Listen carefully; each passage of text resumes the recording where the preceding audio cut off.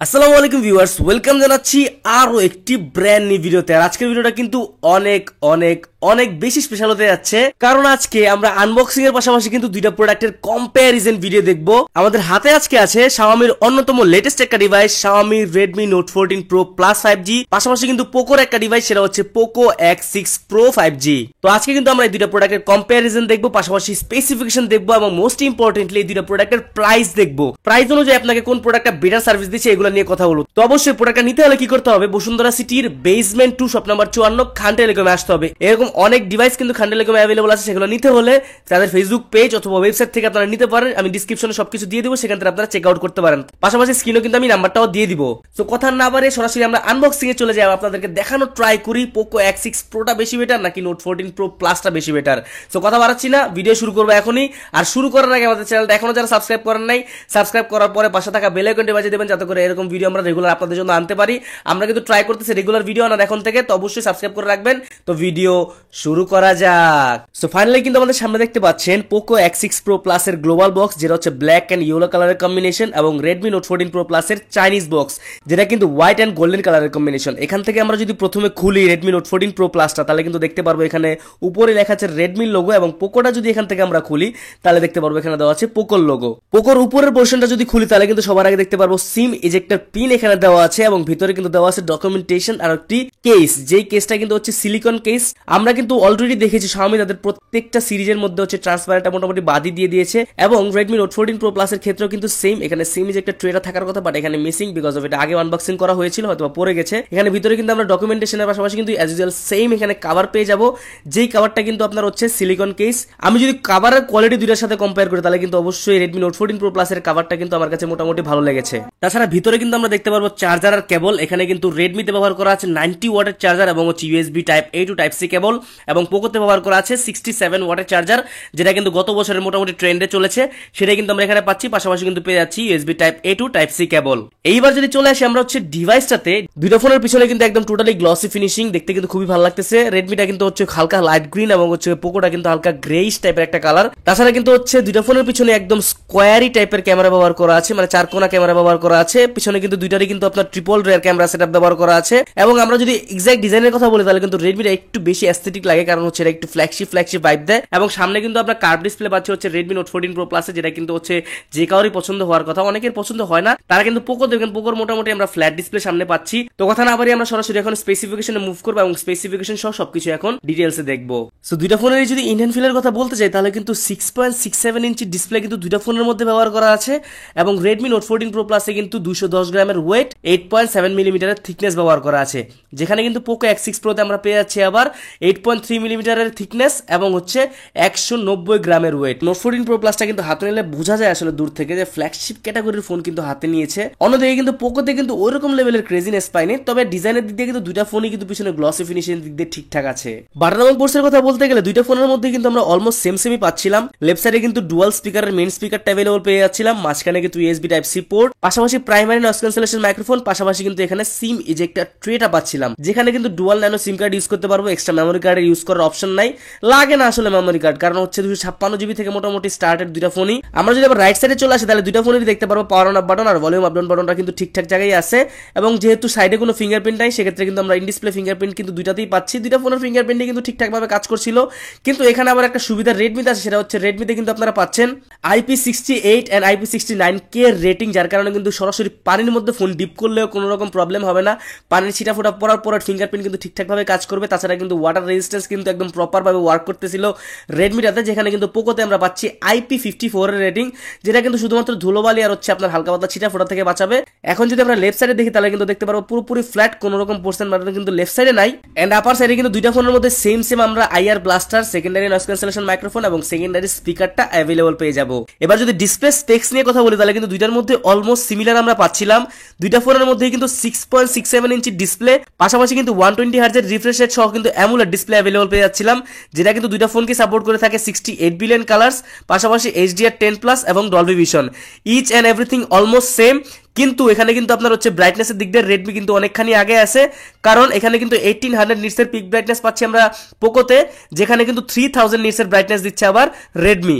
And also display protection হিসেবে কিন্তু Redmi ব্যবহার করেছে Corning Gorilla Glass Victus 2 and Poco কিন্তু ব্যবহার করেছে কর্নিং গরিলা গ্লাস 5। এদিকে আবার ভিক্টাস 2 কিন্তু আবার হচ্ছে গরিলা গ্লাস 5 থেকে অনেকটা বেশি স্ট্রং।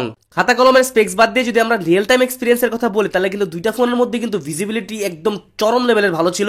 আমার কাছে কিন্তু ভাই ভালো লাগছে।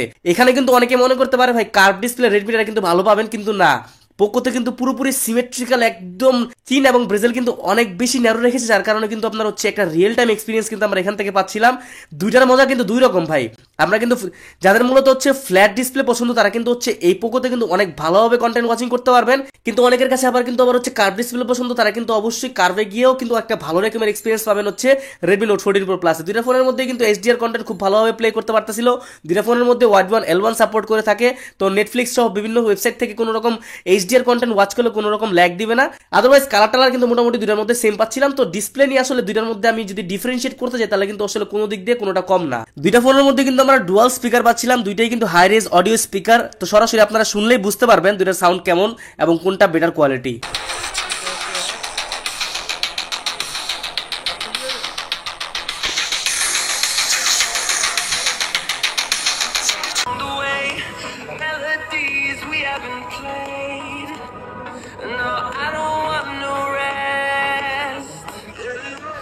এবার কিন্তু চলে আসবো ক্যামেরা সেকশনে। ক্যামেরা সেকশনে এসে কিন্তু আর জমলো না, কারণ হচ্ছে রেডমি কিন্তু এখানে অনেকখানি এগিয়ে গিয়েছে। কারণ পিছনে কিন্তু দুইটা ফোনের ট্রিপল লেয়ার ক্যামেরা সেটআপ থাকা সত্ত্বেও রেডমি কিন্তু তার মেইন ক্যামেরা দিয়েছে 50 মেগাপিক্সেল এবং 50 মেগাপিক্সেলের একটা টেলিফোটো লেন্স ঢুকাই দিছে, যেটা কিন্তু আপনার পোর্ট্রেট ছবি তোলার ক্ষেত্রে কিন্তু আরো 2.5x এক্সট্রা টেলিফোটো জুম দিয়ে দিয়েছে এখানে, যার কারণে কিন্তু আপনার হচ্ছে ছবির কোয়ালিটি কিন্তু এখানে একটা অন্য লেভেলের পাবেন, যেটা কিন্তু আমরা এর আগে ভিডিওতে আলোচনা করেছি। এবং 8 মেগাপিক্সেলের আলট্রা ওয়াইড, মানে তিনটা ক্যামেরায় কিন্তু কাজের। এবং অন্যদিকে পোকো আবার করছে কি, এখানে 64 মেগাপিক্সেলের মেইন ক্যামেরা দিছে, 8 মেগাপিক্সেলের আলট্রা ওয়াইড দিছে এবং 2 মেগাপিক্সেলের ম্যাক্রো ক্যামেরা দিছে। তো পোকো হচ্ছে পুরোপুরি গেমিং ফোন। এখানে যদি ক্যামেরা যদি রেডমির সাথে কম্পেয়ার করি, তাহলে আসলে যায় না। কিন্তু এখানে কিন্তু আবার রিয়েল টাইম এক্সপিরিয়েন্সের ক্ষেত্রে কিন্তু পোকোকে অনেক বেশি পিছিয়ে ফেলে দেওয়া যায় না, কারণ হচ্ছে এখানে কিন্তু ছবির কোয়ালিটি মোটামুটি ভালো ছিল ভাই। মানে মেইন যে 64 মেগাপিক্সেল ক্যামেরা, এটা কিন্তু মোটামুটি ভালো কাজ করতেছিল। মেইন ক্যামেরাতে আপনি ছবি তুলে মোটামুটি স্যাটিসফাইড থাকতে পারবেন। রেডমিও কিন্তু মোটামুটি কালার অ্যাকুরেসি ধরে রাখতে পারতেছিল, কিন্তু রেডমি কিন্তু আবার হচ্ছে পোর্ট্রেট শটের দিক দিয়ে কিন্তু মোটামুটি আগে গেছে অনেক বেশি। দুটো ফোনের মধ্যে কিন্তু maximum 4K plus 30 FPS available পেয়ে যাবো, যেখানে কিন্তু আমরা রেডমিতে কিন্তু OS পাচ্ছি, পোকোতে কিন্তু OS পাচ্ছি না। তাছাড়া সেলফি ক্যামেরা কিন্তু আমরা দুইটা ফোনের মধ্যে সেম 16 মেগাপিক্সেলের ক্যামেরা পাবো এবং হচ্ছে ছবির কোয়ালিটি কিন্তু অলমোস্ট সিমিলারই আমরা এখান থেকে পাচ্ছিলাম। সো ফাইনালি কিন্তু আমরা চলে আসবো পারফরমেন্স সেকশনে। এইবার কিন্তু খেলা জমবে ভাই, তার কারণ হচ্ছে পোকো কিন্তু এবার নিজের একচ্ছত্র আধিপত্য বিস্তার করেছে। আমরা যদি দুটো ফোনের প্রসেসর নিয়ে কথা বলি, তাহলে কিন্তু পোকোতে ব্যবহার করা আছে মিডিয়াটেকের ডায়মেনসিটি 8300 আলট্রা একটি 4nm বেস প্রসেসর এবং রেডমিতে ব্যবহার করা আছে Qualcomm Snapdragon 7s Gen 3 processor. এখানে কিন্তু অনেকে বলতে পারে ভাই কোয়ালকম স্ন্যাপড্রাগন এটা ভালো হবে, এটা ভালো হবে না ভাই। মিডিয়াটেকের ডায়মেনসিটি 8300 আলট্রা সব দিক দিয়ে বেটার হচ্ছে আপনার 7s Gen 3 থেকে। পারফরমেন্স থেকে শুরু করে battery life, gaming performance, CPU performance, তো আমি সরাসরি আপনাদেরকে স্ক্রিনশট দিয়ে দিলাম, তো আপনারা দেখলেই বুঝতে পারবেন কতটা বেটার। তাছাড়া যদি রিয়েল টাইম পারফরমেন্সের ক্ষেত্রে যায়, তাহলে কিন্তু পাবজি সহ ফ্রি ফায়ার সবগুলো গেমস কিন্তু একদম স্মুথলি খেলা যাচ্ছিল দুইটা ফোনের মধ্যেই। রেডমিতে কিন্তু আমরা হচ্ছে এক্সট্রিম মোমেন্টে গিয়ে কিছু কিছু ল্যাগ দেখতে পাচ্ছিলাম, যেটা কিন্তু আবার পোকোতে দিচ্ছিল না। এই জিনিসটা কিন্তু অবশ্যই ভালো একটা ব্যাপার। দুইটা ফোনের মধ্যে কিন্তু অ্যান্ড্রয়েড ভার্সন 14 অ্যাভেলেবল পেয়ে যাচ্ছে। দুইটা ফোনের মধ্যে কিন্তু আপনার হচ্ছে আমরা 3 বছর করে অ্যান্ড্রয়েড আপডেট অ্যাভেলেবল পেয়ে যাবো এবং সিকিউরিটি আপডেট অ্যাভেলেবল পেয়ে যাবো। তবে এখানে কিন্তু আরেকটা ব্যাপার আছে, রেডমি কিন্তু চাইনিজ প্রোডাক্ট, এখানে কিন্তু আমরা পোকোতে পাচ্ছি হচ্ছে গ্লোবাল প্রোডাক্ট, যার কারণে কিন্তু আমরা ব্লোটওয়্যার অনেক কম পাবো তুলনামূলক রেডমি থেকে পোকোতে। তো যার কারণে ক্লিন ইউআই এক্সপিরিয়েন্স পাবো আমরা পোকোতে বেশি এবং আপডেটটা কিন্তু তাড়াতাড়ি আমরা পোকোতেই পাবো। সো অবভিয়াসলি সবকিছু মিলে UI performance plus gaming performance মিলে কিন্তু আমার কাছে পোকোটা মনে হয়েছে যে গেমিং এর দিক দিয়ে যদি নিতে চান, তাহলে এটাই চুজ করতে পারেন। ভিউয়ার্স, আমরা কিন্তু এতক্ষণ যাবত ট্রাই করেছি আপনাদেরকে দুইটা ফোনের স্পেসিফিকেশন জানানোর। এখন কিন্তু আমরা চলে আসবো চার্জিং ব্যাকআপ, ব্যাটারি ব্যাকআপ আর আপডেট প্রাইসে। আপডেট প্রাইস নিয়ে অবশ্যই দাঁড়াবেন, কারণ আপডেট প্রাইসে একটা অবশ্যই ভালো একটা প্রাইস থাকবে দুইটা প্রোডাক্টের মধ্যেই। আমরা যদি চার্জিং ব্যাকআপ আর চার্জিং স্পিডের কথা যদি বলি, Redmi 14 Pro Plus-এ কিন্তু ব্যবহার করা আছে 6200 mAh এর একটি বিগ ব্যাটারি, যেটা কিন্তু রেডমির ইতিহাসে সবচেয়ে বেশি ব্যাটারিওয়ালা ফোন কিন্তু আমরা পাচ্ছি নোট সিরিজে। এবং পোকো X6 Pro তে পাচ্ছি আমরা হচ্ছে 5000 mAh এর ব্যাটারি। এখানে কিন্তু ক্লিয়ারলি আমরা বুঝতে পারতেছি যে নোট 14 Pro Plus এর ব্যাটারি ব্যাকআপটা বেশি আমরা এখানে পেয়ে যাব। পাশাপাশি কিন্তু দুইটা ফোনের মধ্যে কিন্তু আপনার চার্জার আমরা পেয়ে যাচ্ছি। চার্জারের ক্ষেত্রে কিন্তু আমরা পাচ্ছি Redmi Note 14 Pro Plus এ 90 ওয়াটের চার্জার এবং 67 ওয়াটের চার্জার পাচ্ছি হচ্ছে পোকো X6 Pro তে। পোকো X6 Pro এবং Redmi Note 14 Pro Plus, battery backup, charging backup দুইটার কথা আপনি যেটাই কম্পেয়ার করেন ক্লিয়ারলি কিন্তু Redmi Note 14 Pro Plus সব দিকে আগে আছে।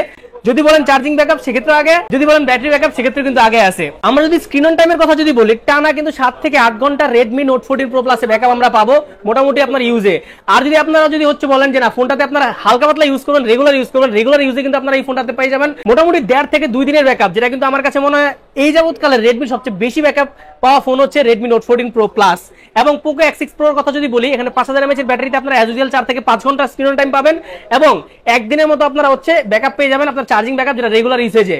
পাশাপাশি যদি আমরা হচ্ছে চার্জারের স্পিডের কথা যদি বলি, কোম্পানি কিন্তু ক্লেম করে যে 30 মিনিটসের মধ্যে 0 থেকে 100% চার্জ হবে 90 ওয়াটে এবং 45 মিনিটসে হবে আপনার 67 ওয়াটে। বাট অ্যাকচুয়ালি কিন্তু এটা কাজ করে না, মোটামুটি 1 ঘন্টা প্লাস লাগে 67 ওয়াটে এবং হচ্ছে 45 থেকে 50 মিনিট লাগে হচ্ছে 90 ওয়াটে। এবার চলে আসবো আমরা আপডেট প্রাইসে। এতক্ষণ তো অনেক কিছু বললাম, আসলে প্রাইসটা ভালো লাগবে। Redmi Note 14 Pro Plus টা কিন্তু অবশ্যই লেটেস্ট একটা ডিভাইস, লঞ্চ হয়েছে মার্কেটে 45,000 টাকা সামথিং এরকম লঞ্চ হয়েছিল, 1256 জিবি এবং রেডমিটা কিন্তু চাইনিজ ভার্সন। এখানে কিন্তু আমরা আজকে খান টেলিকমে আসলে আপনারা অফার পাবেন মাত্র 37,990 তে 12,256 Redmi Note 14 Pro Plus এ। হোয়াটসঅ্যাপে নক করে কিন্তু আপনারা সরাসরি প্রোডাক্টটা পারচেজ করতে পারবেন। পাশাপাশি পোকো X6 Pro তে যদি আমরা আসি, এই প্রোডাক্টের 8,256 জিবির আজকের অফার প্রাইসটা হচ্ছে মাত্র 33,000 টাকা, 12,512 জিবির প্রাইস হচ্ছে মাত্র 38,500 টাকা। কম্পারিজন করতে গেলে আসলে মানে নতুন করে বলার আসলে কিছুই নাই, রেডমিটা কিন্তু অনেক দিক দিয়ে আগে আছে কম্পেয়ার টু পোকো। তো অবভিয়াসলি আপনারা যারা রেডমি লাভার আছেন তাদের জন্য সুখবর, তারা কিন্তু অবশ্যই দেখতে পারেন। সো মোটামুটি এই ছিল আজকের ভিডিও, আমরা কিন্তু এখান থেকে শেষ করব। যাদের ভিডিওটা ভালো লাগছে অবশ্যই চ্যানেলটা সাবস্ক্রাইব করবেন এবং পাশে থাকা বেল আইকনটা বাজিয়ে দিবেন এবং ভিডিওটা লাইক করবেন, শেয়ার করবেন। তো কথা বলাচ্ছি না, ভিডিও আমি এখান থেকে শেষ করতেছি। দেখা হবে পরবর্তী কোনো ভিডিওতে। সে পর্যন্ত ভালো থাকবেন, সুস্থ থাকবেন, নিজের খেয়াল রাখবেন। আল্লাহ হাফেজ।